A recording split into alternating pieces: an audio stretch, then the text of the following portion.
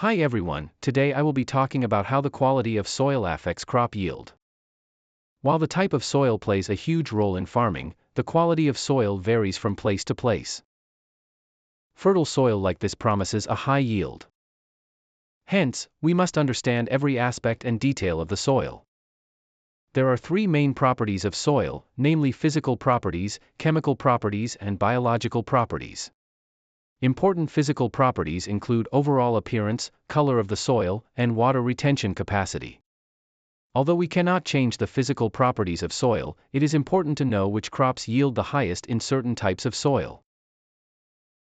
Now on to the chemical properties of soil. This refers to the nutrients found in soil, such as nitrogen, phosphorus, potassium, zinc, copper, etc. Farmers generally use chemical fertilizers, cow dung, and compost to ensure adequate nutrients in the soil. Farmers have been focusing on improving the chemical properties of soil, but we will now focus on the biological properties. This refers to the availability and efficiency of microbes known as microflora, which determine the richness of the soil. An observation can be made by having two equal portions of soil.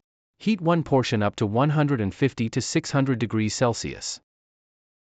After letting it cool, place a seed in both portions of soil. The seed will not grow in the heated soil as the heating process has eliminated the microbes. This shows the importance of microbes in seed germination. A second observation is that when we fertilize plants, we do not apply it directly on the roots as they are not visible. Instead, the microbes store the fertilizer and supply it to the plant as required, because nutrients cannot move to the roots by itself. The third observation is that we do not consume food in its raw form, we process it and make it edible. Similarly, plants also require nutrients in soluble form. If phosphorus and silicon are spread over soil with no microbes, they are not absorbed by the crops, causing a deficiency. The microbes play an important role of solubilizing nutrients to make nutrient uptake easy for crops.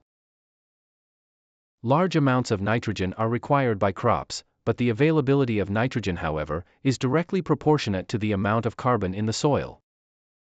The ideal amount of carbon is 1 to 1.5%, though this can change depending on the crop and according to the soil test report. Although large amounts of nitrogen are placed into the soil, a carbon deficiency results in less nitrogen being available to the crops.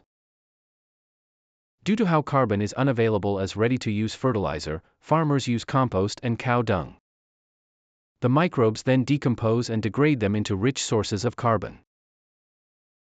The flowering and fruit setting in plants require natural hormones. These hormones are produced by microbes. Besides, microbes also produce biochemicals that maintain a plant's immune system.